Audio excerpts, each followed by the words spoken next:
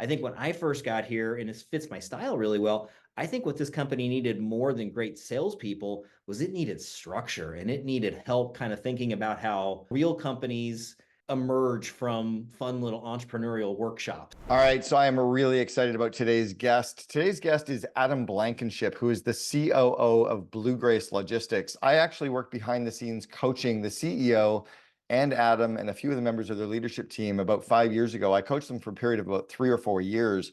Really got to see Adam scale up in his career and go from the head of sales, head of national account sales, and now into the COO role. And this is the real deal COO. He's the COO of $1 billion revenue company. When I met them, they were doing about $60 million in revenue. He helped navigate them from 60 million in revenue to $1 billion. And this is real revenue, real sales, about 650 employees. Adam joined Blue Grace Logistics in early 2012 and has been since leading and been responsible for developing the company's strategic direction, along with leading all aspects of Blue Grace sales and client support organizations. He began his career in freight almost 20 years ago, has held senior executive roles in sales, leadership, pricing, procurement, analytics, and customer support. He uses data and best practices expertise, a lot of self-learning to help scale himself and the company. And as I mentioned, they've gone from about 60 million in revenue to about $1 billion today, from about 50 employees to over 600 today. You're going to learn a lot. You're going to gain some really great insights. And Adam is a spectacular leader. Really lucky to have him on the podcast. You can also watch this episode on our YouTube podcast channel. Make sure you subscribe to both the Apple Podcasts and the YouTube channel so you can always gain all these insights going forward. We'll see you on the inside. So Adam, welcome to the Second in Command podcast. Great to be here. Thanks for having me. I've been looking forward to this for a long time. I used to work with Blue Grace kind of behind the scenes a little bit, working with you and the leadership team, and got to watch you really from that earliest days, probably going back about 10 years ago now, when you were pretty much Bobby's de facto second in command back then, but now you're truly the COO of the organization. Can you maybe tell us a little bit about what Blue Grace Logistics is, and then give us a bit of a background on how your career got you to where you are today inside the company first? Blue Grace is a large third-party logistics provider where we exist to help customers move freight from one place to another. We typically serve large and medium-sized businesses, ship to other businesses most traditionally. We kind of made up of two pieces. We have what I would call a very traditional freight brokerage that services the less than truckload and the full truckload community. And then we have the slightly larger piece of our business, which is our managed transportation organization, where it looks a little bit more like consulting, where we're helping clients serve slightly more complex needs in traditionally a more exclusive, contractual, full outsource sort of way. So we'll sort of customize a solution to sort of take care of those problems as opposed to more of the one-off transactional brokerage approach. So it's been a great journey. Blue Grace has been around for about 14 years, and I've been around for about a dozen of that now. So it's got a lot of growth, and it's been a lot of fun. What's the size of the organization? Just so everybody listening or watching us on YouTube have a bit of a perspective. What's the size in terms of revenue, number of employees, where you operate? We're about $1 billion. We're just under $1 billion in top line revenue, and we're setting today, I believe, a little over 620 people. Okay, 620 people, about $1 billion in revenue. I'm going to ask you in a little bit about a transaction that happened probably, I'm going to guess 5 years ago, where you did a big raise. But in the 12 years that you've been there, I think when I got to meet you and the team, you were about 40 or 50 employees. You're at about 620 now, so 10, 15 times bigger. Yep. I can't imagine that the company is the same. How has the company changed, and how have you as a leader had to change? When I got here, we were about 50 people and about 50 or $60 million of top line. So we've seen your numbers are pretty much spot on right there. So, it's been an adventure. When I came to Blue Grace, when I walked through the door day one, I saw a company that was pretty much just a selling organization. So we had a bunch of really cool, good salespeople, and we had nothing else. We had no business process, no structure, no organization, no compliance. There's lots of challenges that you walk through and find a highly entrepreneurial, highly sales-focused organization. And so really, coming into Blue Grace, getting an opportunity to kind of shape a lot of that work, trying to take a really cool business and turning it into a really sustainable, yet still really cool business that has, longevity and can kind of move into the world. And attract investment capital and think about, something other than the next year. So you start thinking about a longer life cycle of what Blue Grace can ultimately do. You've taken a very different path from most people who are in the COO role. Most people in the COO role come out of operations and kind of transition through operations. Sometimes they come out of more of the finance side of the business and they take over more of the operations. I don't think I've seen very many people come out of the sales organization, because you used to head up the sales and national account sales, but admittedly you were also very strategic. You weren't the typical salesperson back then. In fact, I think when I even first met you, I was confused as to why you were running sales, because you were so buttoned down and process focused. Has that always been part of you, or? Yeah, so I think I describe myself as kind of a consultant by nature, meaning I like to solve problems. And I think that's been the early stages of my career where a lot of that. I also have always been more of an analytically focused decision maker and leader as well, too. Coming through our industry, I think you're right. I think the operational path, the finance path, the sales path, they do tend to be kind of different things. And they do kind of stay siloed into those paths and don't tend to kind of cross over that much. So, but one of the things that I always really liked about Blue Grace, and one of the things that attracted me here, was I didn't really want to run a sales organization. I wanted to run a growing business. And I didn't really want to, be a part of running a finance team. It's like, I want to run this company. I want to do cool things at a business level here that's going to change how the industry sees us. And one of the things that I think I've been pretty good at, and that I think is really instrumental in our company, is you can be fantastic at, let's call it, as a practitioner of your craft inside the world of finance or operations. But if you don't understand how it all fits together, if you don't understand why customers choose us, why customers buy from us, why we lose customers, and then ultimately on the flip side of that, if you don't understand the decisions and the things that we do to help customers buy from us and stick with us, how that translates into our pocketbook and what we have to do to service them and what it costs us to do that, I just think you're not in a very good position to ultimately lead the company strategically. And so I've always tried to approach my career of, I want to be involved in how we run this business. And let's call it what my specific role is at any given point in time. I'll flex around that to the extent that I need to, but I want to be involved in how we think about where we're going and what's needed there, and just kind of plug the gaps candidly, because I think that's the other thing with a, rapidly growing company. The stuff that I do today is very different than the stuff I did 6 months ago. And it's radically different than the stuff that I did, 10, 12 years ago when I first got here. It makes sense, because when I was first meeting you, you would whiteboard a lot of stuff. You were always kind of standing up in parts of our discussion to like talk through it, whereas a salesperson would stand up and talk with their hands. You were actually physically looking at models and processes. And so were you less of a salesperson and more of a business leader right from the get-go, do you think? Yeah, I think that's probably true. Maybe I more think, of a charismatic, were you more of like a charismatic operations person who yeah, ended up in I sales? think that's probably a fair assessment. And I think, I still have all the same whiteboards here that I think you probably saw the last time you were here. So I still probably do that a fair amount.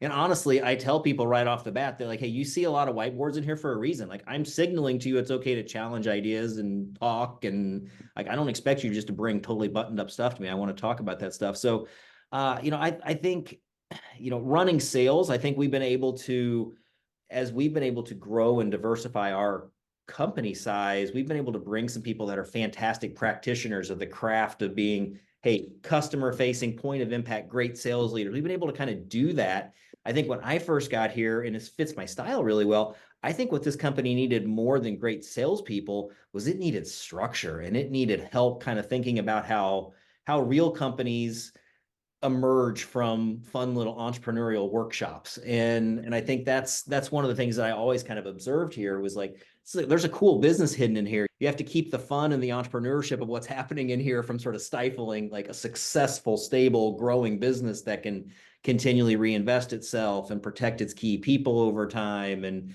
do the things that, let's call it, slightly more mature companies may do. And so I think and then balancing that with Bobby, I think that's always been a good opportunity for he and I to kind of frick and frack kind of the world through we see the world through a similar lens in a lot of ways, but we get there in very different manners. And I think that's always been kind of a nice blend for us. I want to ask about that. So Bobby is the CEO and the founder of Blue Grace, and you've been with him since really at the very beginning.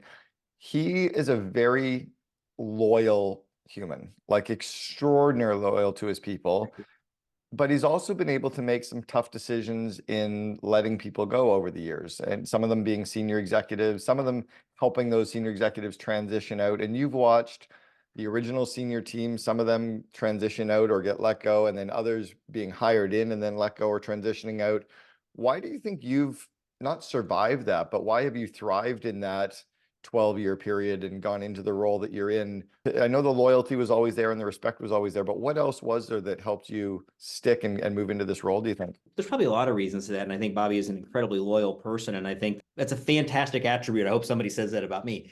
But at the same time, it also creates some challenges in a growing business that has to kind of continually reinvent itself. And so that can actually create some, some issues for us at times.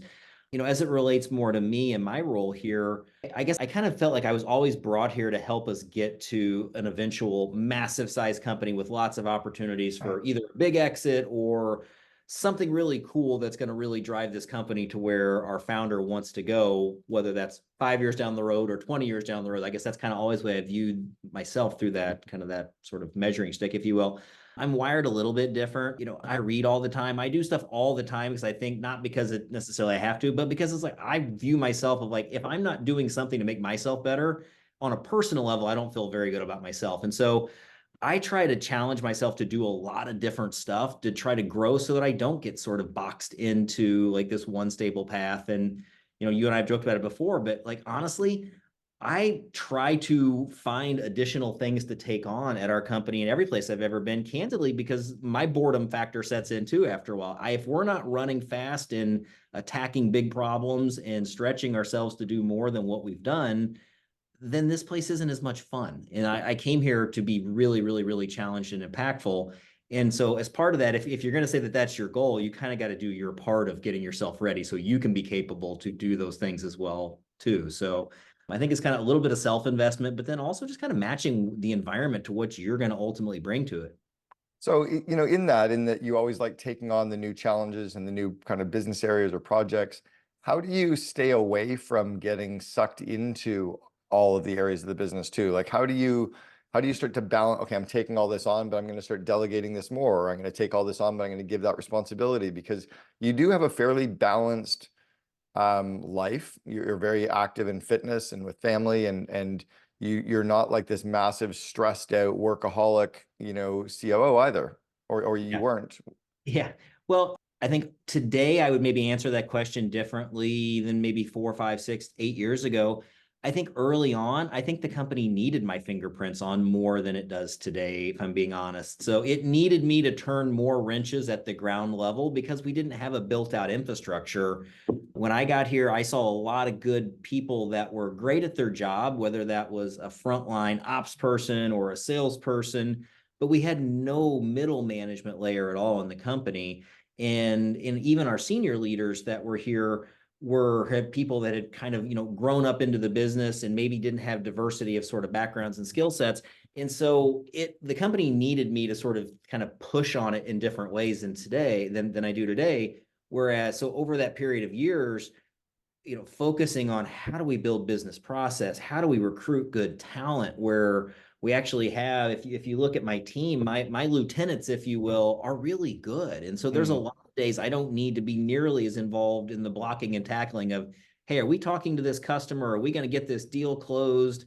Do I need to, are the engineers doing their job right? Is our procurement team buying right? Like, yeah, I mean, I'll pick at that stuff because that's my background. And that's ultimately my accountability points here, but I don't have to turn the wrenches on that most days. And so I think that's been a big piece of it. And as we've grown and built out and solidified our team, it's allowed me to take maybe a half step away from the business, if you will, to take a bit more strategic view of it, to have more of a true leadership set of sort of goggles looking in on the business. And I think that's been very helpful, especially in more recent years where, through an investment process with Warburg Pincus, and as we continue to look for additional investment capital, those are distractions. And Yeah.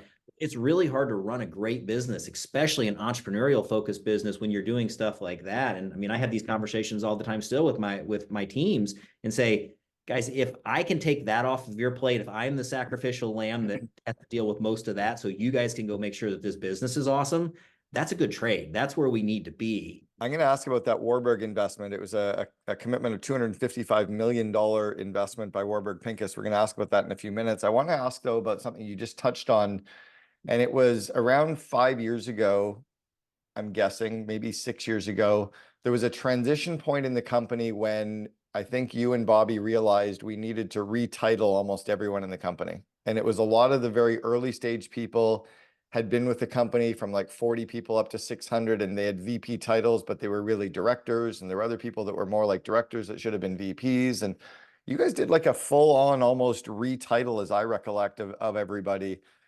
That's a very tactical and strategic move at the same time. How did you do it? How did it go? How did you execute with that?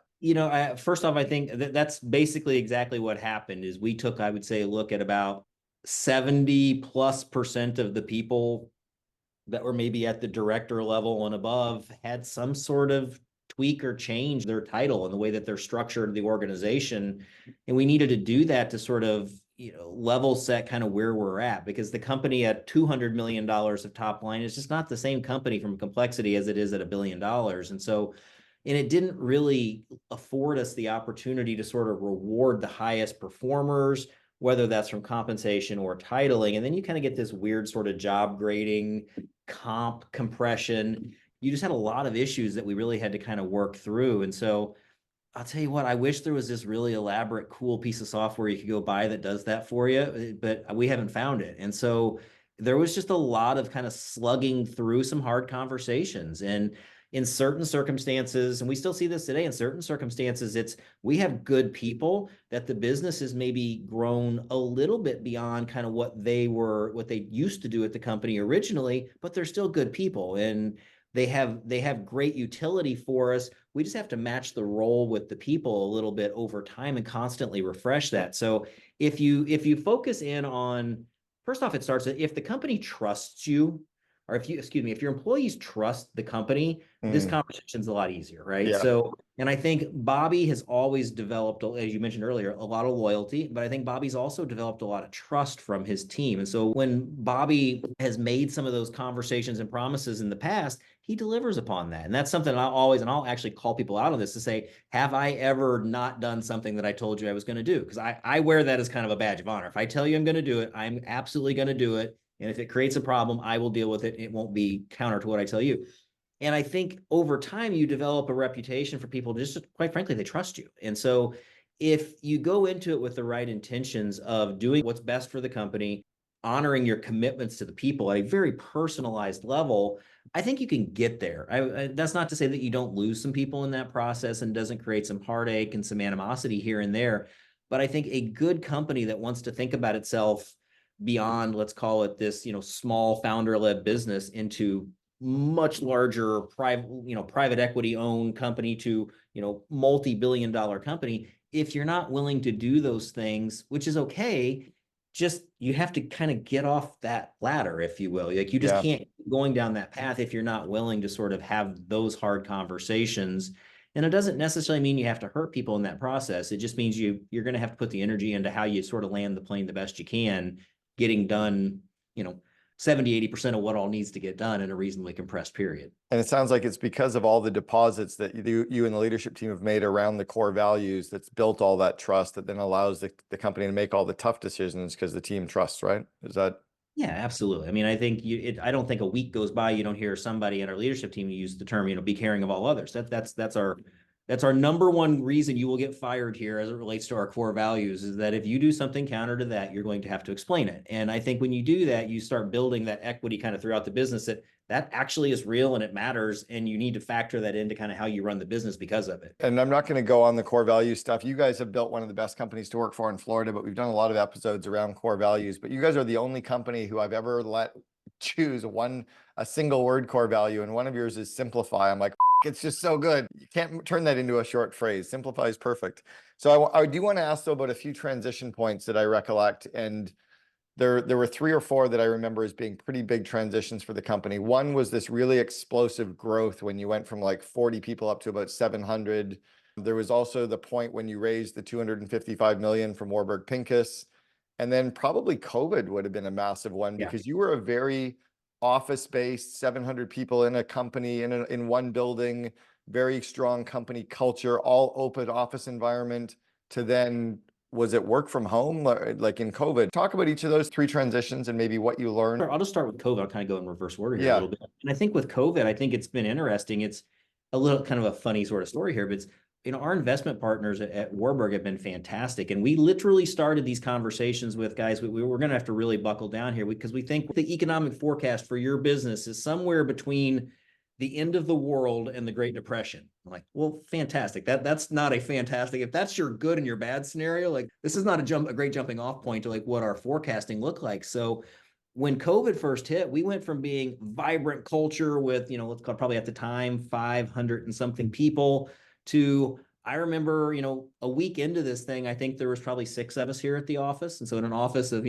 70,000 square feet, there's 6 people in it, and they tend to be the 6 people that I deal with the most anyway. So it's, a very, very different world now. And on the backdrop of that, you have our private equity group sitting behind us going, we think the world is ending here, guys. And like, yeah, you think about scenarios where you may lose 50, 60, 80% of your business in the next 3 to 6 months. How do you think about rationalizing that business? And so we had a lot of very, very, very late nights and, a lot of heartache around how are we going to kind of run this business? First off, we actually did some hard things. And I think that's actually one of the things that really helped us is in a hard moment, we did some hard stuff. And then the market was significantly better for our space than what it was forecasted to be. And it catapulted us. It launched us to where we're at today. And so it helped us sort of shed some of that last pieces of, I don't say dead weight, but pieces of people that are people and processes that maybe didn't fit perfectly.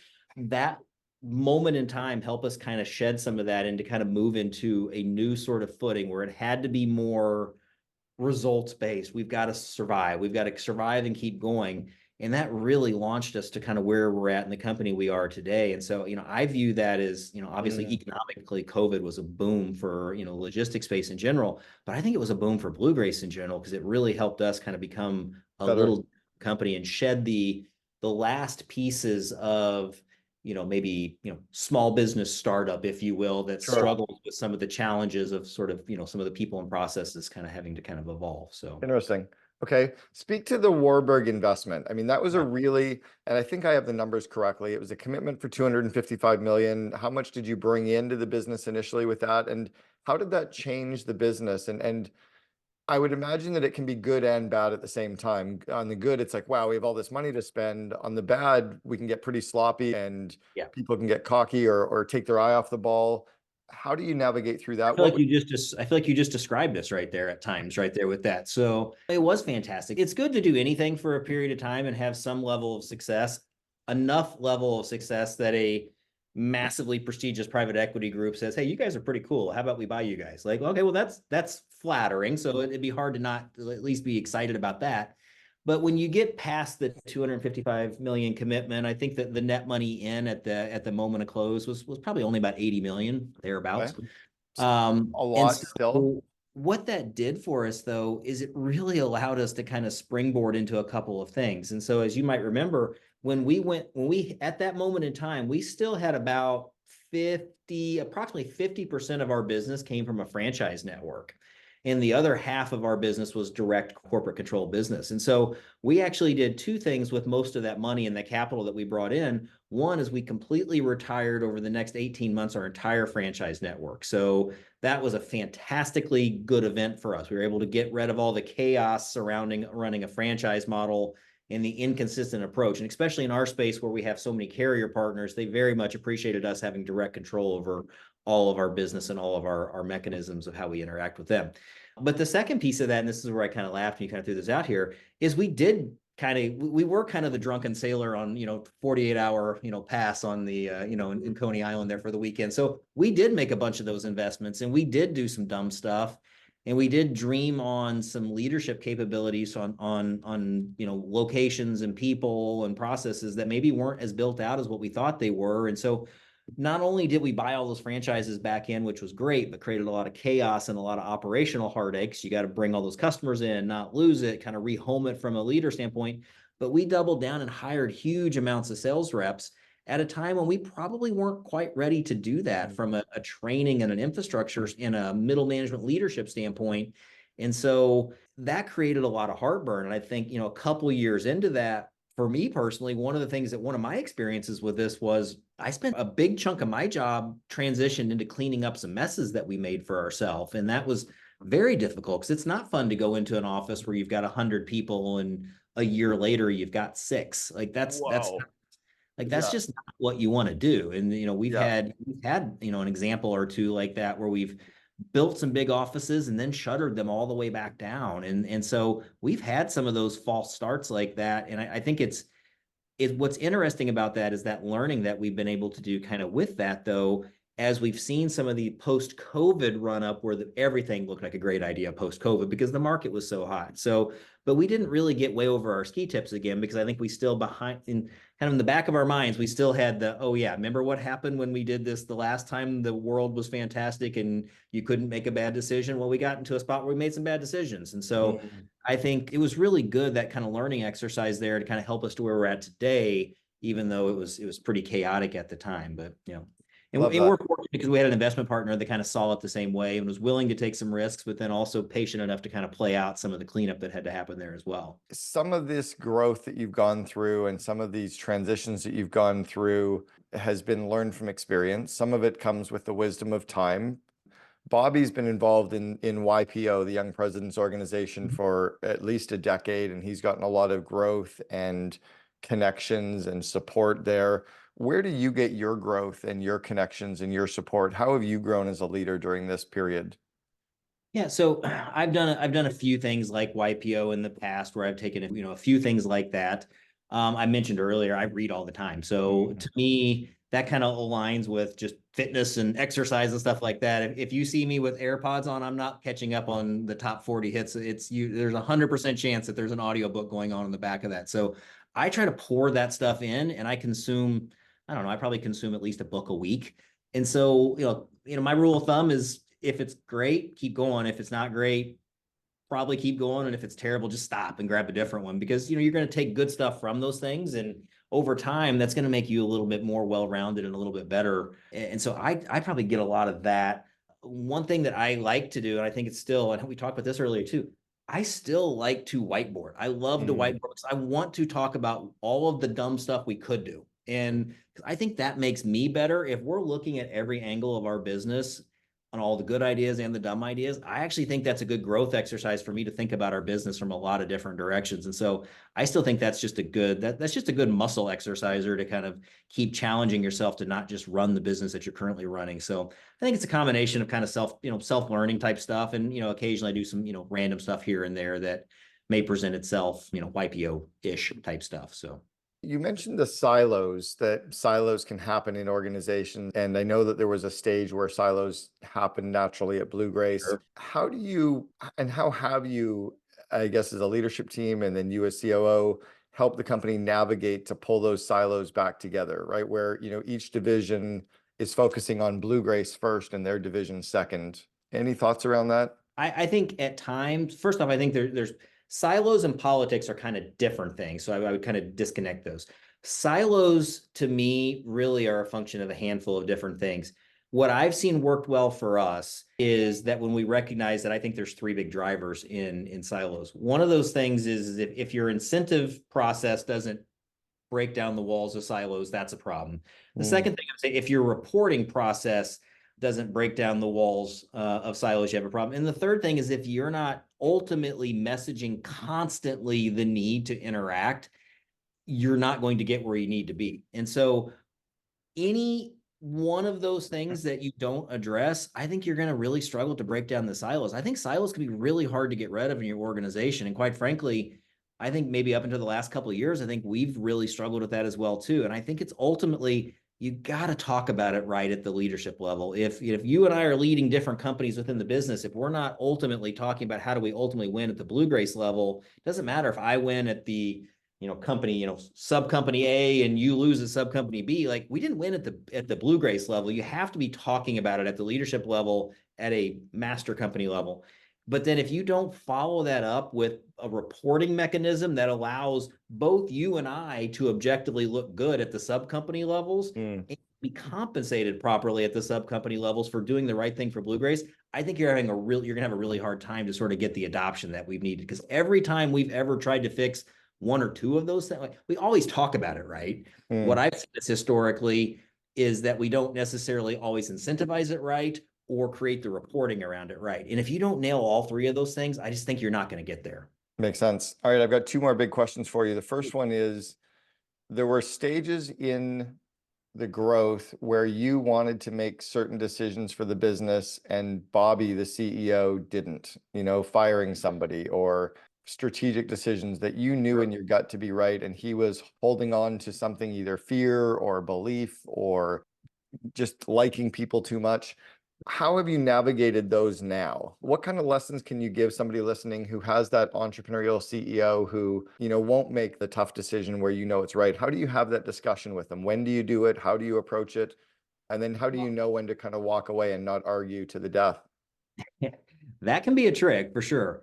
I think part of it is you have to build your credibility up, right? So if you don't have that basis of credibility with your CEO, you're going to probably struggle in that conversation. I know in my particular case, I've always found for me, Bobby's a very analytically driven decision maker, and yet he'll sort of kind of top that off with also at times to be a very emotional decision maker as well too. Mhm. But ultimately, when you give him a moment, he'll grind back to the data. So if you make sure you have the right data, the data is going to help you tell the right story. But that's kind of only part of the battle. The other part of what I view as my job here is if I'm going to ask you to do something hard that I know you're not going to want to do, I need to give you an off ramp that's going to be possible for you. And it may take me two moves to ultimately get something that maybe I should be able to think about it. Like maybe we should be able to get there in one move. But if I ultimately know if it takes me two moves to get this done, but it moves us in the right direction, sometimes you just have to take the small win and then build on it. And then ultimately you get to where you want to go. Maybe it wasn't quite as quick as it could have been, but you get to the right place and you balance some of those issues, because that can be very painful. And many times, especially when around people issues, is many of the people that the business may have outgrown today were instrumental in putting you in a position Huge. 3-4 years ago that allowed you to even outgrow them today. Totally. Yeah. It's so difficult. And to come into that with a flippant attitude and not sort of appreciating and understanding kind of the role they've played, I think just sets you up for success. So Mm. because I've seen executives come into here and just, well, here's what we need to do. And this is obvious we have to do. I'm like, okay, well, let me give you a little bit of background. It's like, that's not how we're going to make decisions here. And Yeah. if you don't believe some of the core value stuff, read them again because they're right. And it doesn't mean I always think that we nail it every single time. And that doesn't hurt us at times, because at times it does. It makes us react a little slower. But you have to put this stuff through the lens of what creates the culture of the company you're trying to, run at, and then run at a pace that the CEO can digest too, as it relates to some of these really hard Yeah. decisions around people, especially around people. Processes are generally easy. Processes is largely data and good plan. All right. I want People, to prove a point really quickly and then I'll ask my final question. But what are what are Blue Grace's core values? oh man, we simplify, we embrace chaos, we be caring of all others, pursue outrageous goals. Man, you get those right and you are good to go here. So there's the proof for anybody who's listening right now. Your company's core values are not core values unless your employees can actually recite them off the top of their head without stumbling and making them up. And I know that you just recited the full core values perfectly. So it's why they're so ingrained in Blue Grace Yeah. is the leadership team actually not just knows them, but you live them. You live like I'd they're argue you part. don't even have to recite them perfectly. You just have to, they have to be part of the fabric of how you operate. Correct. I Yeah. don't, I don't, to be honest, I don't care if somebody knows them perfectly. I care that they Live them. exist every day with them. Yeah. All right. I want you to go back to the 21 or 22-year-old Adam Blankenship and give yourself some advice. What advice would you give the younger you that you know to be true today? So some stuff that I think helped me. I always say today, the most valuable career experience that I ever had was a couple of years of being a consultant. I thought that was fantastic because I think everybody should have to go do that for a couple of years, because it's humbling at 21 years old to get thrown into a company where you're probably billing out $200-300 an hour, and companies are going to interrogate you going, why are we paying you this amount of money? It's a great practice to have to learn how to not sound like an idiot, 2 weeks into the job with somebody on something you don't know. So I think that setting up early in your career, just challenging yourself into some hard jobs that teach you how to critical think, I think is huge. Ask great questions, I think is also huge. Something I tell our young people right now, and every time I hardly ever talk about my job when we talk to new people right now, I almost always talk about how did they do better.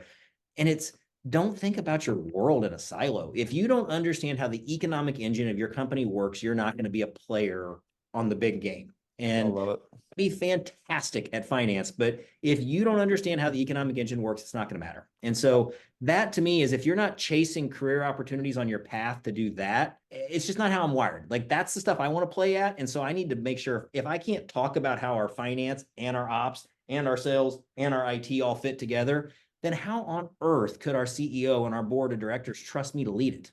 Yep. I love it. All right. I would be very remiss to not ask this question. Of all the books that you read every single week, have you got a favorite business book?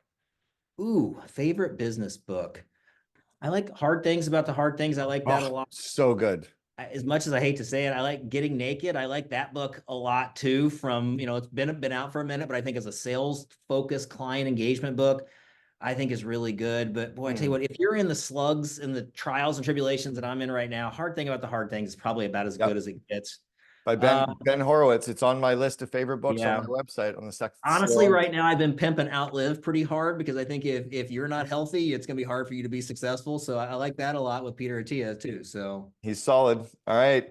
Adam Blankenship, COO for Blue Grace Logistics. Thanks so much for sharing with us on the appreciate Second your in time, Command Caleb. Take podcast. care. People aren't really as invested in terms of what you're doing. They're invested into you. Who is Tommy? Like they want to know about the day to day. They want to know about the behind the scenes. Like I got in really good shape last year, like, and I'm traveling full time and I'm at the gym and just sharing kind of my stories with